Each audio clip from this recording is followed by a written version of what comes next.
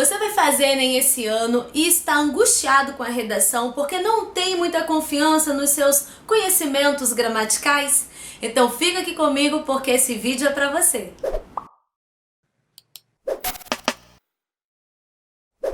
Olá, eu sou a professora Léa Mara, esse daqui é o Testando Português. Seja muito bem-vindo! Na aula de hoje eu vou falar com você sobre a união da gramática com a redação no seu exame do Enem. No Enem, há um critério muito específico para avaliar a gramática no texto, não é verdade? E eu vou trazer aqui para você a explicação desse critério, o que, afinal de contas, ele avalia e como se dá a pontuação para que você fique mais seguro em relação ao que vai acontecer com a sua prova quando ela for avaliada. E assim, você consiga adiantar algumas situações e estudar mais para que você chegue lá melhor preparado. Além disso, é óbvio, eu vou trazer aqui alguns segredinhos que vão levar a sua nota à tal da excelência, né? Que é a pontuação máxima do Enem, que é o que todo mundo deseja. Para chegar lá é necessário cumprir alguns passos e eu vou ensinar aqui hoje para você. Vamos lá? Antes de qualquer coisa, é muito importante que você entenda que o Enem vai avaliar a sua redação por meio das competências. O que são as competências? São 5 critérios muito específicos que vão avaliar o seu texto inteiro. Hoje nós vamos trabalhar principalmente a competência de número 1, que é a competência que vai falar sobre o teu domínio dentro da linguagem formal da língua, certo? Que é como você precisa se expressar no seu texto. E logo depois nós temos outros 4 critérios tão importantes quanto, e cada um deles vai se ater a uma situação específica da sua redação. Na competência 2, por exemplo, você vai ser avaliado no tema, na estrutura, no seu repertório. A competência 3 vai se preocupar em avaliar se você escreveu com projeto de texto e se você tem desenvolvido, né, se você consegue desenvolver bem os seus argumentos. A competência 4 vai avaliar a coesão do seu texto, a organização das conjunções dentro desse seu texto, se você repetiu palavras, ok? E a competência de número 5 vai avaliar algo muito específico no Enem, que é a proposta de intervenção, ok? Cada competência dessa vale 200 pontos. Perceba isso. Cada uma dessas competências vale 200 pontos. Todas as 5 juntas vão somar para o tão sonhado 1000, né? Todas elas se somam para fazer essa nota dos sonhos aí, certo? Mas hoje nós vamos ficar focados na competência 1, porque é ela quem vai avaliar a gramática que está no seu texto, ok? Se você tem dúvidas a respeito de como vai ser essa avaliação, esse vídeo vai te explicar tudo bem bonitinho. Vamos lá conhecer melhor a competência 1. Nessa tabela nós temos os critérios que os corretores do Enem vão ter em mãos para avaliar o seu texto. A competência 1, ela é dividida em 6 níveis. Cada nível desse vale pontuações diferentes. Todas essas pontuações pulando de 40 em 40 pontos. Então, se você nunca fez Enem, se você é a primeira vez que você ouve falar sobre isso, é bem diferente do que avalia na sua escola. Porque às vezes lá na sua escola o professor vai tirar um pontinho da vírgula, um pontinho porque você não colocou o S no lugar correto. Aqui a coisa não funciona assim. A correção ela é feita por meio de blocos, tá? E aí você vai ter, para cada blocagem, digamos assim, você vai dividir, você vai ou somando ou subtraindo 40 pontos, ok? Então, para que você entenda melhor, vamos observar essa tabela com cuidado. No primeiro nível, nós temos todos aqueles candidatos que demonstrarem desconhecimento da modalidade escrita formal.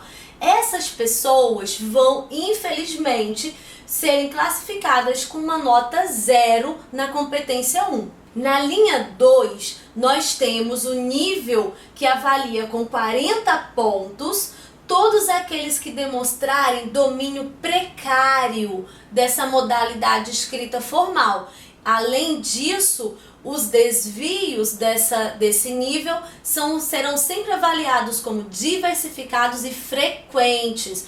No terceiro nível, nós temos com 80 pontos todos aqueles candidatos que demonstrarem domínio insuficiente da modalidade escrita formal da língua portuguesa. Além disso, essas pessoas estarão cometendo muitos desvios.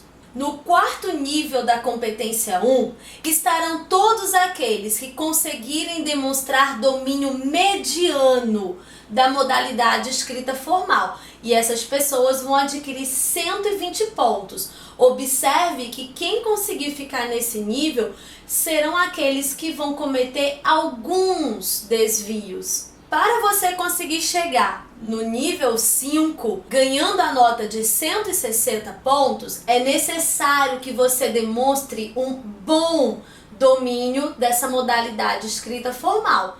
Além disso, os seus desvios deverão ser poucos. E para conseguir esses tão sonhados 200 pontos, é necessário que você demonstre um domínio excelente da modalidade escrita formal, bem como os desvios precisam ser raros. Bom, como você pode observar, essa é uma tabela muito abstrata, né? Fala em poucos desvios, bom domínio, o que é pouco, o que é bom, certo? Aí é que tá a questão, a gente tem que entender o que o Enem chama de pouco ou de precário, porque senão a gente não vai conseguir evoluir no nosso estudo.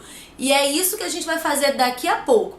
No momento, eu só quero que você entenda o seguinte: para que você consiga ter uma nota boa na redação do Enem, você precisa, preste bem atenção aqui, você precisa ficar no mínimo nesse nível 4 aqui, que é o de 120 pontos. Gente, menos do que isso é problema grave, ok? 120 pontos é assim já mediano. Olha o nome que tá colocado aqui, ó, mediano, certo? O ideal é que você seja acima da média, beleza? Mas abaixo da média não rola, certo? Então assim, se você tem percebido que você tá realmente sofrendo em relação à escrita, à gramática, à escrita correta, conjugação, pontuação, você vai precisar se esforçar esse ano, mas fica calmo, porque hoje eu vou te dar o caminho das pedras para facilitar os teus estudos.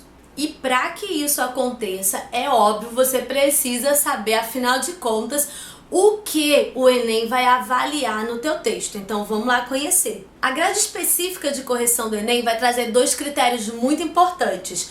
O primeiro deles é a estrutura sintática e o segundo são os desvios. Dentro de estrutura sintática, nós observamos a construção das orações, dos períodos, se esse texto é fluido, se é de fácil compreensão, ok? Enquanto nos desvios, o avaliador se atém a critérios mais pontuais, como ortografia, acentuação, pontuação, a escolha de palavras, percebe? Então, enquanto a estrutura sintática avalia o todo do seu texto, se ele é compreensível, se ele é de fácil leitura, se ele flui com facilidade, os desvios vão avaliar questões mais pontuais dentro do seu texto, ok? E é muito importante que você seja proficiente, que você seja excelente nos dois. Não adianta nada você conseguir fazer um texto que até é compreensível, que é de fácil entendimento, de fácil leitura, mas que possui vários desvios gramaticais, né? Que tem muitos problemas ortográficos ou de acentuação, ok?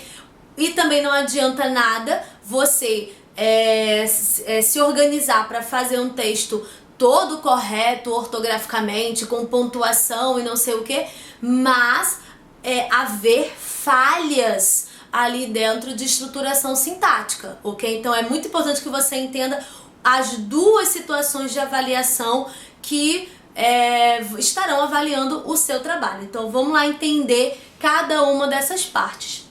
Em estrutura sintática, como a gente viu naquela tabela anterior, nós vamos ter aqui essas 5 observações a respeito de como pode ser avaliada a estrutura sintática na redação.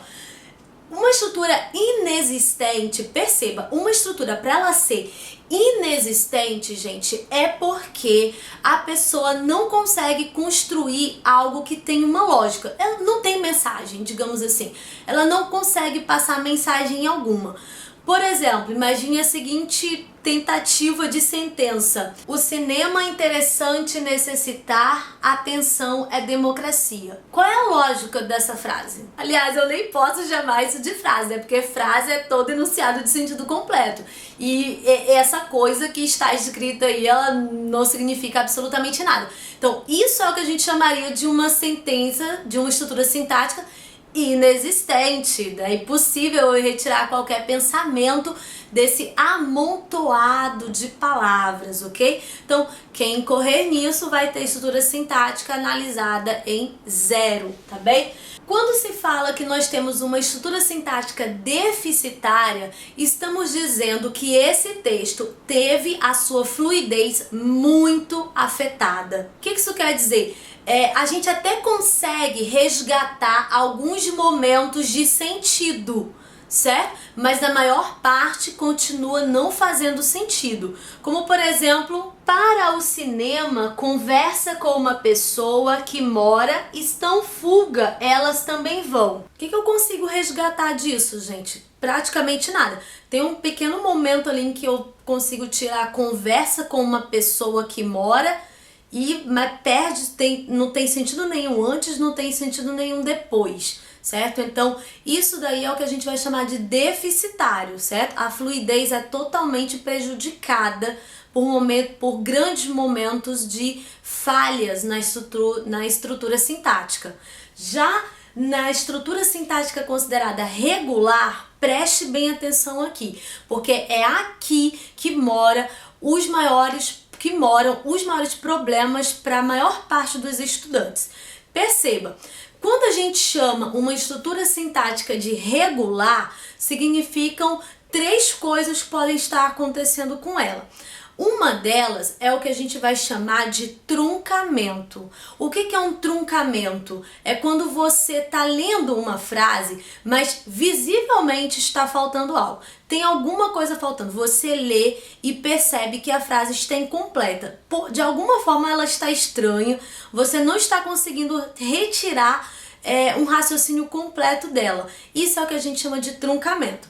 Olha só o exemplo. O cinema brasileiro, que há muito vem assumindo uma postura forte, não só no cenário nacional, mas também internacional, ponto. Gente, tá faltando alguma coisa nessa frase. Cadê o verbo da oração principal? Não tem, certo? Então, a ausência desse verbo prejudicou toda a compreensão dessa frase. Isso é o que a gente chama de truncamento. E aí, pasme você, isso é algo, infelizmente, muito comum. Por isso, é um erro da estrutura regular. Quero lembrar você que a estrutura sintática regular é aquela que está ali no 120, né? Que é a mediana, certo? Nesses casos, ou seja, a maior parte das pessoas comete esse tipo de deslize na estrutura sintática, certo? Muitas vezes por conta de períodos muito longos, e eu vou já comentar isso daí dos períodos longos. Mas vamos lá, o primeiro defeito é o truncamento para a estrutura regular. O segundo defeito que leva à estrutura regular se chama justaposição. Preste bem atenção. A justaposição acontece quando orações que deveriam ser independentes uma da outra, certo? Elas estão ligadas por vírgulas ou por pontuações mal colocadas e falta ligação por meio de coesão. Ou então tem o elemento coesivo, mas tem uma pontuação jogada ali no meio que quebrou essa possibilidade de comunicação entre as duas. Vou te dar um exemplo. Olha só, se eu digo assim, brasileiros amam cinema, precisam apoiar o cenário nacional. Obviamente que nós temos um problema aqui, certo? Não faltam palavras, tá? Então não é o truncamento, mas há um problema. O problema vem exatamente do fato de que eu tenho duas orações que deveriam ser independentes, mas que estão ligadas por uma vírgula, certo? Ou essas orações deveriam estar separadas, cada uma no seu quadrado, com um ponto seguido entre elas, ou elas deveriam de alguma forma estarem ligadas por alguma coesão, algum elemento coesivo que fosse trazer uma ideia de sentido, seja de soma ou de oposição, que são as conjunções, né? Ou de consequência, enfim. Como elas simplesmente estão colocadas uma ao lado da outra, separadas por essa vírgula, é o que a gente vai chamar de justaposição. Elas visivelmente não estão trabalhando juntas, mas estão uma ao lado da outra. E isso é uma falha na estrutura sintática e infelizmente também é muito recorrente. Então você precisa ficar atento a esses dois tipos de desvios na estrutura sintática. Aliás, esses dois tipos de falhas, né? Que é assim que é chamado na estrutura sintática, tá bem?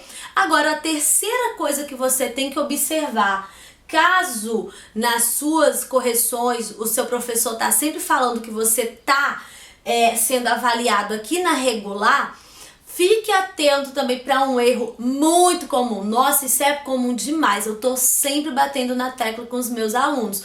Preste atenção.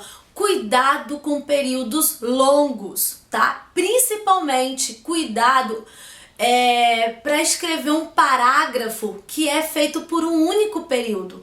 Às vezes acontece do estudante que tá ali naquela empolgação da escrita, todas as ideias vindo na cabeça dele, e ele esquece que precisa organizar o parágrafo por meio de períodos. O que é um período? Da maiúsculo até o ponto. Geralmente num parágrafo de 9 linhas, mais ou menos na dissertação, eu vou ter ali uns 3 períodos, certo? Então eu preciso pontuar. Tem gente que escreve as 9 linhas, sendo que as 9 linhas fazem parte de um mesmo período. Gente, é impossível isso dar certo. Inclusive no Enem, se você fizer isso, se você fizer um parágrafo, se você fizer 3 parágrafos, digamos que a sua redação tenha 4 parágrafos, certo? Se 3 parágrafos que você escrever tiver um único período, em 3 parágrafos, acabou, você vai ficar congelado no nível 3, né? No nível 120, ok? Na pontuação de 120. Você não vai passar disso, por mais que você não tenha cometido nenhum outro erro. Por quê? Porque o Enem castiga, ele penaliza, né? Digamos o melhor, ele penaliza quem faz parágrafos com um único período, ok? Então, por favor, fique atento, porque são esses 3 probleminhas são muito recorrentes para quem tá aqui, ó, preso na estrutura sintática regular, tá bem? O foco nosso é o quê? Que durante o ano você avance para a estrutura sintática boa e a melhor de todas, né? A excelente, ok? E aí, para isso, daqui a pouco eu vou te dar algumas dicas para que você chegue até lá, beleza? Agora, se por acaso você tem problemas com estrutura sintática, você já sabe que você tem problema, me conta aqui embaixo para que eu fique também ciente e que eu possa trazer algumas movimentações, alguns exercícios, algumas práticas para a gente dar uma melhorada nesse tipo de problema, tá bom? Avançando, nós temos os desvios. Preste bem atenção. Enquanto a estrutura sintática cuida da fluidez do seu texto, certo? Do todo, da mensagem que você quer passar, os desvios são pontuais, tá? Tanto que eles se dividem em 4 tipos de desvios e a gente vai entender agora. Então, quando eu digo que eles são pontuais, é porque eles vão aparecer em palavras, numa pontuação, certo? Eles nem sempre eles vão prejudicar o entendimento, certo? Às vezes a palavra está escrita de forma errada, mas eu entendi consegui entender o texto com perfeição, mas a palavra foi escrita de forma errada, certo? Então, é isso que é chamado de desvio na redação Enem, tá? Esses desvios são divididos em 4 tipos, como eu já falei. Nós começamos com os desvios de convenções da escrita, tá? Então, o que o Enem avalia como convenção da escrita? É tudo aquilo que já está pré-acordado, certo? Então, na nossa escrita, na língua portuguesa, nós temos a acentuação, a ortografia, os hífens, as maiúsculas e minúsculas, que são conteúdos, né, que a gente aprende aí desde cedo para lidar com a língua portuguesa, e eles são aqueles conteúdos ali que servem como base, né? Que servem como base. Você perceba, a gente teve a questão do acordo ortográfico, né? O que é o acordo ortográfico? É uma grande convenção, certo? Organiza-se, decide-se por convenção que determinadas palavras vão ter hífen, ou que vai cair o hífen de algumas palavras, que algumas palavras que eram escritas de tal forma, agora serão escritas de outra, que aquelas que tinham acento, agora não terão mais acento. Por que de repente a galera decide que vai mudar? Porque é uma convenção, é um acordo, ok? Então, por isso que o Enem chama isso de convenções da escrita. Então, quais são os assuntos que percorrem a ideia das convenções?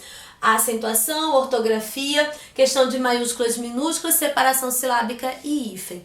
Professora, mas isso daqui é tão simples. A gente aprende isso daí lá no 6º ano, no 7º ano. Pois é, e aí é que tá o problema, porque você pegou esses conteúdos lá, e aí por algum motivo você não tá revendo esse negócio, ou você não estudou bem o acordo ortográfico, ou você já está cheio de vícios advindos dos anos em que você não consertou alguns problemas na tua escrita, e aí você chega no Enem e aí você erra esse tipo de coisa aqui. Fique atento. Para começar, olha só, uma das coisas que eu mais percebo os estudantes errando, a acentuação. Sabe por que erra a acentuação? Porque tá lá viciado no celular, no corretor ortográfico do celular, não acentua palavra nenhuma, escreve um E, joga com H, né, para não colocar o acento agudo, e aí meio que se vicia nisso, e quando vai fazer a redação, o que acontece? O papel não vai corrigir, certo? O papel não vai mostrar que ali tinha um acento, então fica por isso mesmo, não é verdade? E aí o que acontece? O texto passa e você não acentuou esse negócio. Então, geralmente a acentuação é uma questão de revisar o texto, de voltar a olhar esse texto de novo para ver se eu coloquei os acentos todos, porque inclusive às vezes vocês acentuam a palavra, aí escreve a palavra de novo 3 linhas depois e aí ela não tá mais acentuada. É pura questão de atenção. Temos aí os desvios da ortografia, né? Que no caso da ortografia, gente, não tem jeito. Quanto mais você lê, mais rápido você vai memorizar as palavras. No caso, quanto mais eu vejo as palavras, mais eu consigo gravá-las na minha mente, entendeu? Não vai adiantar muito eu ficar decorando listas e listas de palavras que são escritas com G, com J, com H. Eu vou esquecer isso rápido. Agora, quando eu leio bastante, eu consigo ter uma noção ortográfica muito melhor. Fica a dica aí pra vocês. Maiúsculas e minúsculas. Presta atenção aqui comigo, querido. Presta atenção, olha só. Gente, é incrível a quantidade de vícios de maiúsculas e minúsculas que acontecem nas redações. Gente, eu pego as redações e tá lá, Ministério do Trabalho, que nem existe mais, né? Mas enfim. Aí, Ministério do Trabalho, tá lá, letra minúscula. A pessoa coloca o nome de uma cidade com letra minúscula. Gente, não pode. Fiquem atentos a esse tipo de coisa, porque isso tira ponto no Enem, tá? Por favor.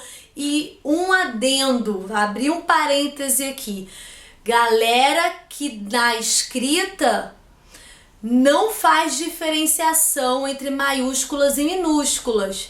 Preste atenção, certo? Porque o corretor do Enem, ele não vai sair tirando ponto seu por qualquer coisa. Ele vai sempre fazer comparativos. Pô, aqui tem um C maiúsculo.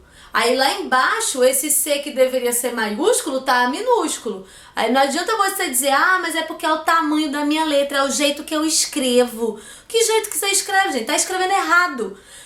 Organiza isso, formaliza, pelo amor de Deus, porque você vai estar participando de uma prova, tá? Então você vai ser avaliado nisso. Não brinque com esse tipo de coisa. Então aprenda a diferenciar maiúsculas de minúsculos para que o corretor, lá que vai pegar a sua redação, não tire ponto seu por uma coisa tão boba como maiúsculas e minúsculas, ok? Outra coisa que a galera viaja é a separação silábica. Gente, presta atenção. No Enem não vai estar pedindo para você separar sílabas, né? Obviamente que não, ainda mais a redação. Mas onde é que você precisa demonstrar que conhece separação silábica? Quando aparecer aquele momento de você cortar a palavra, não é? Tá lá escrevendo, a palavra não coube inteira na linha, e aí você vai ter que cortá-la e levar outra parte lá para baixo. O nome disso é translineação, certo? Quando isso acontece, você precisa ter noção de divisão silábica, porque se você não sabe separar dígrafos, se você não sabe separar o que é um ditongo, o que é um hiato, você vai cometer algum erro de translineação, certo? E uma coisa, outra observação aqui. Quando você está fazendo a translineação, você precisa colocar o hífen, tá? Precisa. Tem gente que só separa e joga uma palavra para um lado e o pedaço para o outro e não coloca o hífen. Ai, professora, é porque não tinha o espaço. Preste atenção. Se não tiver espaço, você vai colocar embaixo, tá? Sabe aquele truquezinho? Preenche a letra ali até o final, coloca embaixo da linha, não tem problema. O problema é você não colocar. Porque se você não colocar, você vai estar dando um indicativo de que você não sabe fazer separação silábica, tá bem? E fica atento também com aquele negócio de separar a palavra, colocar hífen de um lado e hífen do outro. Gente, isso não existe. Vou separar a palavra necessário, aí eu jogo lá hífen, aí vou lá pra baixo, hífen-sário. Que isso? Que hífen que é esse que tá aqui embaixo, gente? Desnecessário esse negócio? Eu não já botei um hífen lá em cima? Você só vai usar 2 hífens. Presta atenção, só vai usar 2 hífens quando essa palavra já tiver um hífen e a separação foi exatamente nele. Por exemplo, sexta-feira. Sexta-feira, eu vou colocar sexta. Gente, só coube sexta. Cadê o feira? O feira vai estar lá embaixo. Tudo bem, não tem problema. Sexta, hífen. Lá embaixo, a palavra sexta-feira não tem hífen? Tem. Se ela tem hífen, então lá embaixo vai ter que ter um hífen também. Aí sexta, hífen, feira, tá? Porque aí nesse caso a palavra já tinha um hífen, ela foi cortada exatamente nele, então o hífen tem que aparecer embaixo também para demonstrar, para você poder demonstrar que você conhece sobre translineação. Porque se você fizer de outro jeito, o corretor vai achar que você não conhece, ele vai cortar seu ponto, ok? Fica atento, por favor, e fica aí também a dica para você estudar hífen, porque tem muita regra que acabou sendo modificada aí com o acordo, Jesus, quase não sai, o acordo ortográfico, e é necessário que você não caia em pegadinhas, tá bom? Nos desvios gramaticais nós precisamos ficar atentos, pois as análises ali feitas são um pouco mais complexas, tá? Por exemplo, nós temos a questão da regência. É necessário que você fique atento com os verbos que possuem regências mais diferenciadas, verbos como assistir, verbos como implicar, que são verbos que às vezes você vai utilizar na redação e eles têm regência muito específica, e se você não souber fazer a utilização correta, acabou, caiu na casca de banana que você mesmo colocou para si, certo? Cuidado com a concordância. Estude. Concordância tem 1 milhão de regras, gente, infelizmente, e você precisa compreendê-las, porque para errar concordância num texto com 30 linhas é fácil, certo? Ainda mais se você for fazer períodos mais longos, ou se você for fazer intercalações com orações subordinadas, a possibilidade que tem de você errar na concordância é grande. Portanto, fique sempre de olho nas muitas regrinhas que existem nesse conteúdo, tá bem? É necessário que você reveja eles. O emprego dos pronomes, porque afinal de contas, na redação do Enem é muito importante que você demonstre que sabe utilizar próclise, ênclise, mesóclise, certo? Então, você precisa estudar esse conteúdo, não só isso, como precisa estudar também os pronomes que vão trabalhar como referenciadores anafóricos, catafóricos, certo? Que são aqueles pronomes que dão... que fazem ligação com ideias que vão para frente, ideias que vão para trás. Então, esse é um conteúdo muito importante porque é a referenciação textual, certo? Isso faz parte de coesão, mas é avaliado aqui na competência 1. E temos a questão do paralelismo sintático, que acontece quando você tem uma construção que ela repete determinados elementos, mas por algum motivo você não fez essa repetição, certo? Então, se você diz, comprei um pastel e caldo de cana, há aqui nesse momento um problema no paralelismo sintático, porque se você colocou um pastel e que é a presença de um artigo e um substantivo, e na segunda construção você usou só o substantivo sem a presença do artigo, sendo que eles têm o mesmo peso sintático, então ali aconteceu um erro, certo? Dentro desse paralelismo. Se você puser o artigo com o substantivo e você for repetir uma expressão que tem mesmo valor sintático logo depois, você tem que também repetir a mesma estrutura. Comprei um pastel e um caldo de cana. E assim você resolve o problema do paralelismo, certo? Ficar atento porque isso às vezes acontece dentro de estruturas frasais mais complexas, ok? E a questão da pontuação, na pontuação ficar muito atento com as vírgulas, elas são os principais causadores de problemas, tanto na interpretação, na ambiguidade desse texto. Ela acaba reverberando no próprio sentido do texto, porque se você não souber fazer a utilização dela, ela vai bagunçar todo o entendimento daquilo que você quis expressar. Então toma muito cuidado com a pontuação, certo? Aprenda também a pontuar seus períodos, como eu falei anteriormente. É muito importante que você saiba quando terminar um período, ok? Para que você estruture melhor os teus parágrafos, que os períodos não fiquem longos e você não precise assim utilizar tantas vírgulas, ponto e vírgula ou outras coisas mais complexas. E a crase, né? A crase costuma ser uma causadora de problemas porque ela tem muitas regras e não tem jeito, a gente precisa ter noção, porque exatamente o fato de ter muitas regras, o que acontece? Na verdade ela tem muitas exceções, né? Eu acho engraçado isso, porque a regra da crase, ela é bem básica, mas ela tem tantas possibilidades de exceções, tantas possibilidades de uso, que ela acaba se tornando um conteúdo realmente mais complexo. E não tem jeito, é importante que você faça a compreensão do uso da crase para evitar que você perca pontos com desvios gramaticais, tá bem?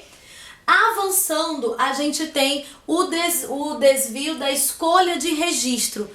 Gente, é incrível como a gente explica para vocês 1000 vezes para evitar as gírias, evitar a linguagem informal, e chega na redação, aparece um tá, aparece um tão, aparece um pra escanteio, né? A saúde foi colocada para escanteio no Brasil. Que isso, gente? Certo? É necessário, como é que é? Correr atrás dos objetivos. Correr atrás, gente, são expressões da coloquialidade que não devem estar em um texto que está avaliando o aspecto formal da língua, ok? Então, nesse caso, eu não estou querendo dizer agora, presta atenção, foco. Eu não estou querendo dizer que você precisa utilizar palavras extremamente difíceis e polidas e de outras épocas para que o corretor fique feliz. Nada disso. Seja simples, objetivo, claro, certo? Mas não seja informal. Informalidade retira ponto da redação, ok? Se for o caso de você usar uma expressão porque ela faz parte do que você quer explicar, aí você vai utilizar o quê? As aspas para poder aquela expressão ficar marcada como sendo algo ali, daquele contexto que você está explicando, certo? E não que você jogou ali porque você não achou uma outra palavra. Fique atento a isso. E o último desvio, que é o de escolha vocabular. Como assim? Perceba, escolhas lexicais imprecisas é quando a gente... Sabe quando você tá querendo dizer uma palavra, mas não lembra da palavra? E aí as pessoas ficam tentando jogar palavras para ver se alguma delas serve e você fica, não é essa palavra, é outra. Vocês sabem que existe uma palavra específica para resolver aquela expressividade naquele momento, não é?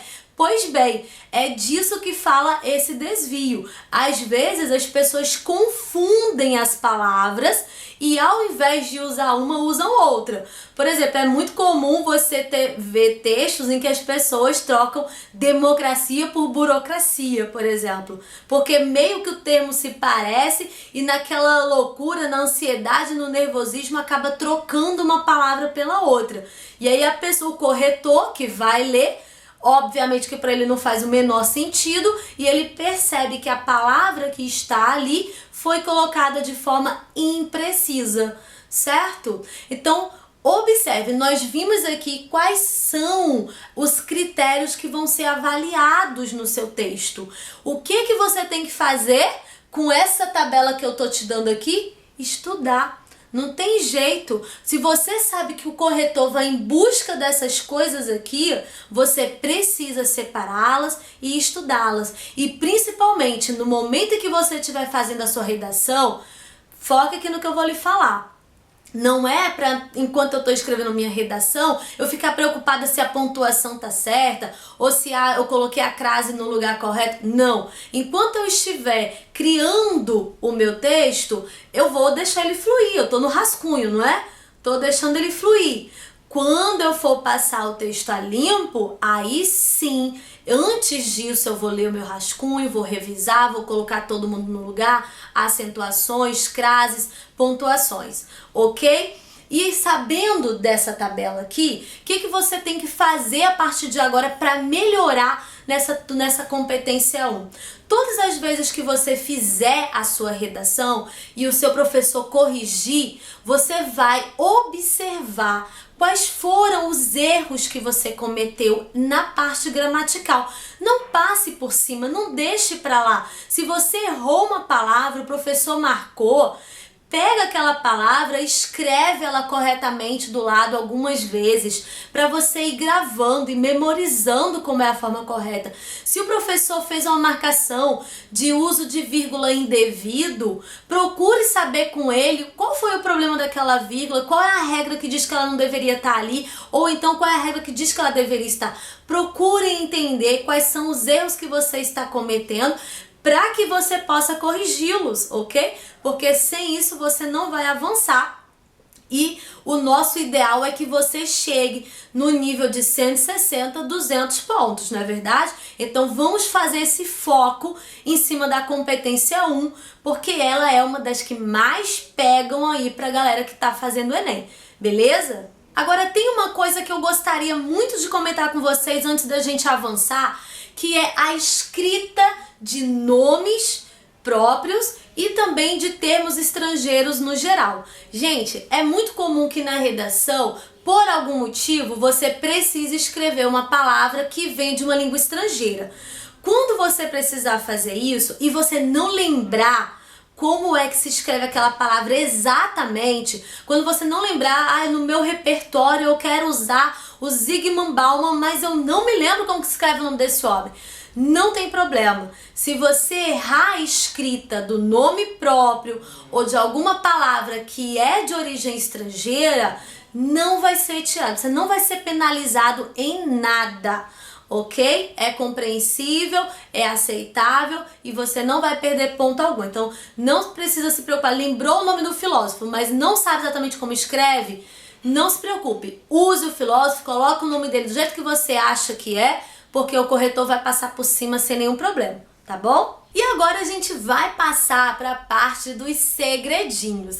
Nós acabamos de ver o que é a competência 1, o que ela avalia, como se dá a pontuação dela, não é verdade?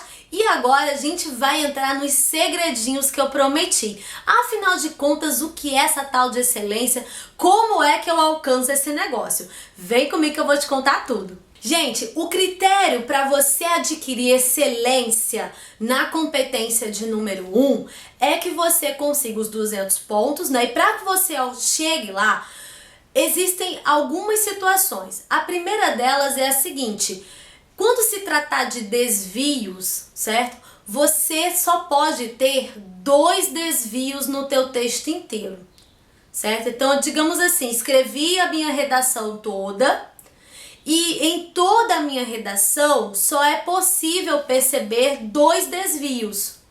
Beleza, eu acabei de ser candidata, certo? Digamos assim, ser candidata a conseguir ir para o nível de excelência, que são os 200 pontos. Por que candidata? Porque não é assim tão simples, eu vou explicar daqui a pouco. Mas esse daí é um dos pré-requisitos. Se você cometer 3 desvios, esquece, você fica aqui no nível 4. Ó. 3 desvios, nível 4. Mas 2 desvios, você fica aqui no nível 5. Você tem possibilidade de ficar no 5, beleza? De adquirir os 200 pontos.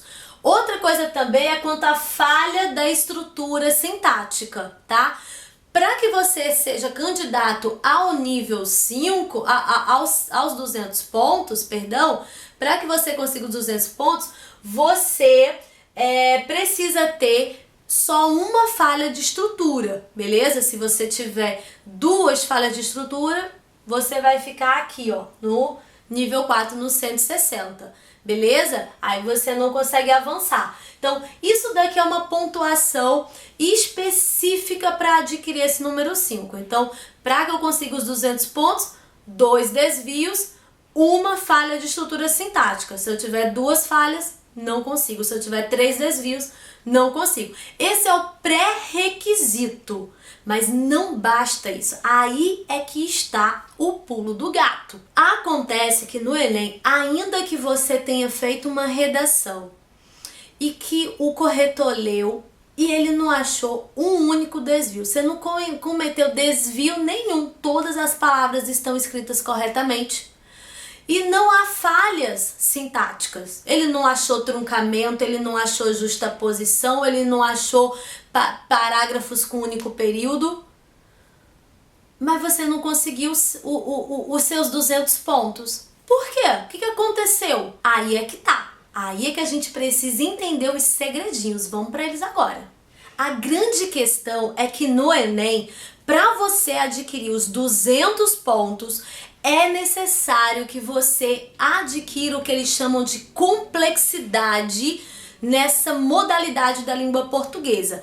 É preciso que você utilize a linguagem de uma forma complexa, de uma forma profissional. Ou seja, eles querem um nível acima, muito acima do que já seria ótimo, certo? Eles querem que você se supere para você conseguir esse nível de excelência. Por isso a competência 1 é uma das mais complexas que tem, porque é toda uma vida de estudo, é toda uma vida de leitura, e se você foi passando pelo estudo da gramática, também não é uma pessoa que não gosta muito de ler, você vai ter problemas com essa competência, é fato, mas isso não quer dizer que você não consiga resolver. Consegue. A questão é, você está disposto a ir para os 200 pontos na competência 1? É isso que você quer? Então vem comigo aqui, olha só. Dentro dessa ideia de complexidade dos períodos, a gente vai ter a necessidade de colocar ali no meu texto algumas orações intercaladas, né? Que é aquela oração que você divide no meio, coloca uma outra expressividade ali no meio delas, beleza? Orações subordinadas, lembra dessas que você estudou? Subordinadas adjetivas, adverbiais, substantivas. Então, quando você começa a utilizar as orações subordinadas, faz intercalações, períodos mistos, isso mostra para o corretor que você tem uma proficiência diferenciada, que você não é uma pessoa qualquer que precisa de períodos curtinhos e fáceis, que você consegue se desenvolver bem com uma linguagem mais complexa.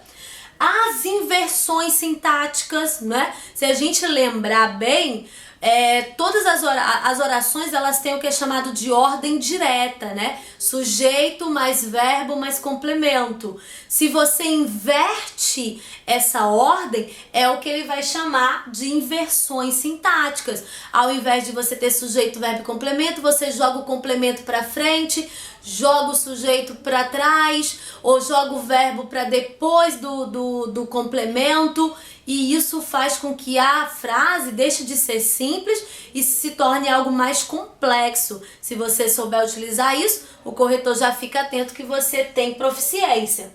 O uso de verbos irregulares, não é qualquer pessoa que sabe conjugar um verbo haver, certo?